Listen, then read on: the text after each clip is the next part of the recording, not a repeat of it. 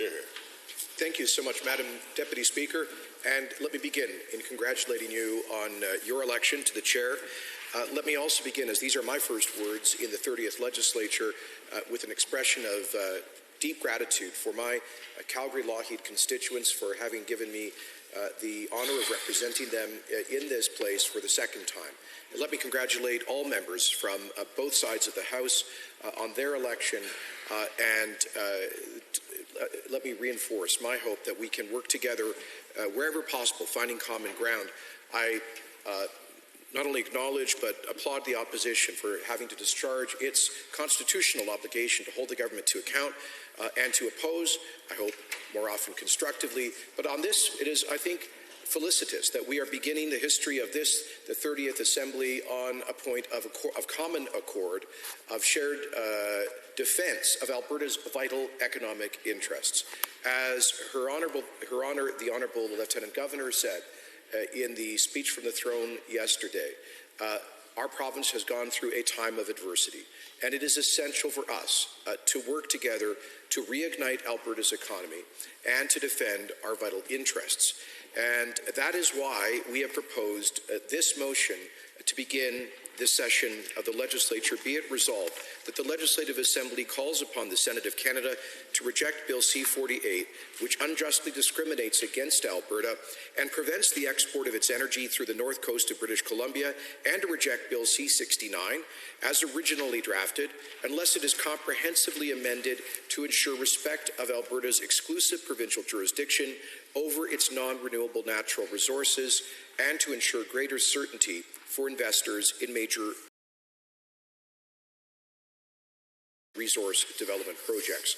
I understand that the official opposition intends to support these motions, for which I would like to thank them. And more specifically, I would like to thank the Leader of the Opposition and former Premier for having co-signed a letter from the leaders of Alberta's four main political parties on May 17th last week, which was sent to every member of the Canadian Senate. This was also co-signed by the leader of the Alberta Party and the Alberta Liberal Party, four parties which collectively won the votes of some 98% of Albertans in an election where there were more voters than any in our history. So, Madam Speaker, this is a powerful expression of consensus. We may have, I don't know, perhaps some small nuanced differences on aspects of these bills, but fundamentally, we are united, speaking for Albertans as Team Alberta, sending a clear message to Ottawa. Stop these attacks on this province, on its economic future, on our vital economic interests, on jobs, on our way of life. Stop undermining national unity. Stop damaging the province that has done so much to create wealth and opportunity for people from coast to coast. Madam Speaker, we Albertans should be enormously proud of what we have achieved. As Her Honour said in the throne speech, there are very few societies on the face of the earth that have seen greater economic and social progress than has Alberta in the past century. And much of that progress was thanks to our ability to develop responsibly the endowment of nature, our natural resources. We as Albertans are blessed beyond compare to have inherited the third largest recoverable oil reserves on Earth, the fourth largest recoverable natural gas reserves on Earth. We are the fourth largest exporter of crude oil in the world. And, Madam Speaker, if we were unleashed, if we could knock down the constraints and the barriers that have been erected around us, we could be perhaps the second largest exporter of energy on the face of the earth. Madam Speaker, those resources represent an incalculable value. In fact, if one were to commodify our oil resources alone at current global prices, they would have a value of greater than $16 trillion. Now, it's hard to conceptualize the meaning of $16 trillion, but let me put it in these terms. If we could develop those resources, or even a reasonable fraction of those resources, at a time in world history where there is a growing global demand for oil and gas. According to the International Energy Agency, there will be at least a 10% increase in demand and consumption of oil and gas in the next 20 years through now in 2040. If we were to commodify the value of that resource in that period, that means that we as Albertans and as Canadians would be able to manage the over $1 trillion in combined public debts and liabilities that have been that encumber Canadian governments. According to fiscal studies, if one adds up all of the tax-supported provincial and federal debt, other forms of liabilities, and the unfunded liabilities of public pension plans, we have a total public indebtedness in this country of over $1 trillion. Now, handling that debt in the context of an aging population with a shrinking birth rate is an enormous demographic challenge. If you want to understand how deep that challenge is, we need look no further than the countries of Southern Europe, for example, Greece and Spain, that are 15 or 20 years ahead of the demographic curve of aging. Governments that have been skirting insolvency in recent years.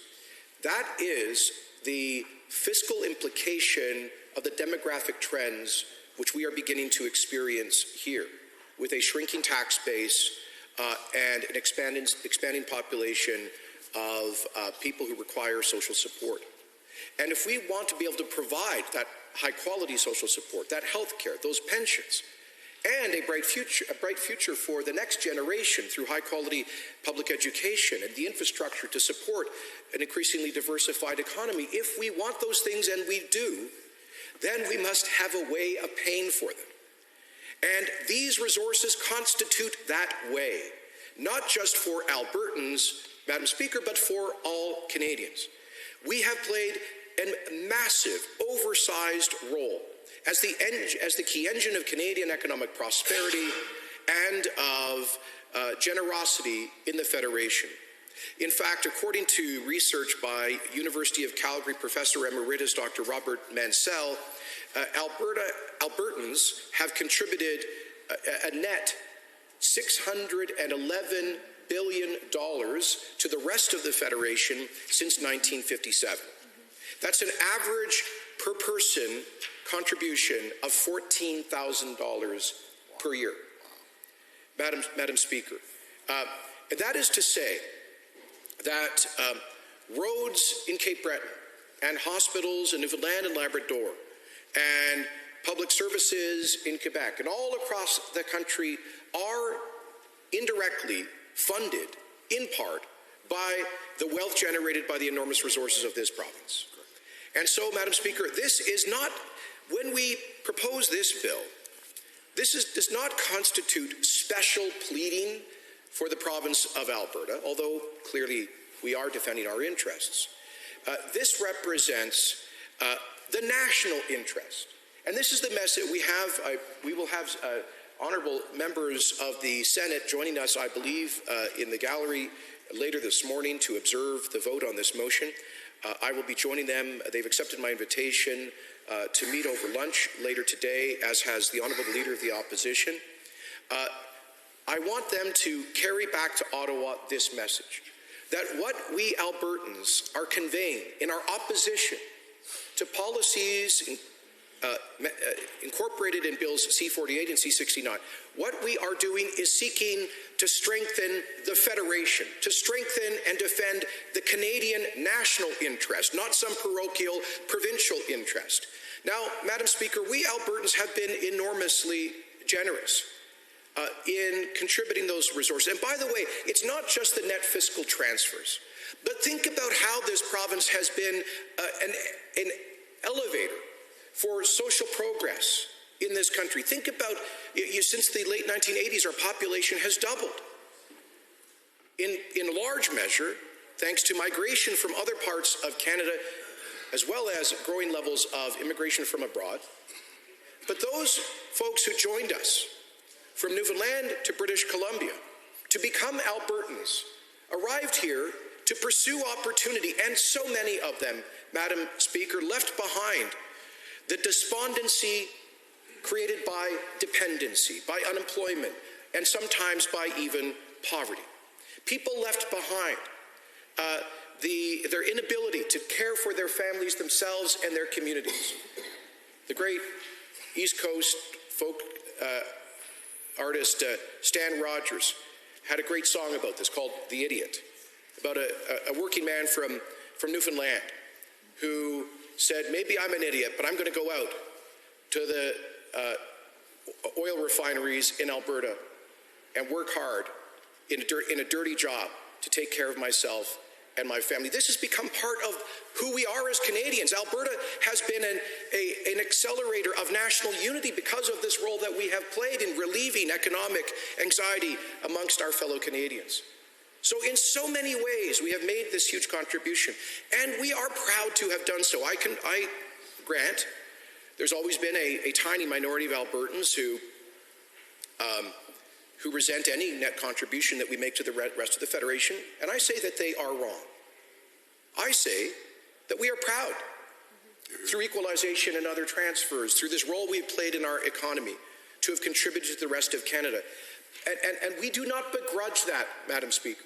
In fact, tomorrow I will be meeting in Toronto with, I'll be delivering this message on Bay Street to the C.D. Howe Institute, to Canadian business leaders, and in a meeting with the Mayor of Canada's largest city, who I know supports this province and the critical role that we play in the Federation.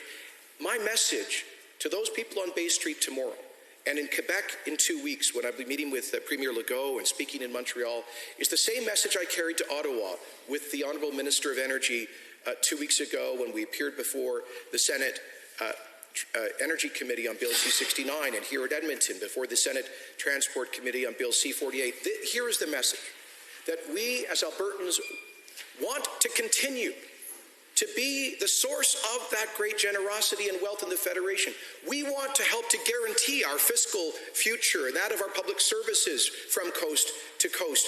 But, Madam Speaker, we need the ability to develop those resources and to get a fair global price for them. And what we can no longer, as Albertans, tolerate are governments or interests in other parts of the Federation seeking to benefit from our resources and the hard work and innovation of Albertans while seeking to block in and lock down this province. No longer will we tolerate that, Madam Speaker.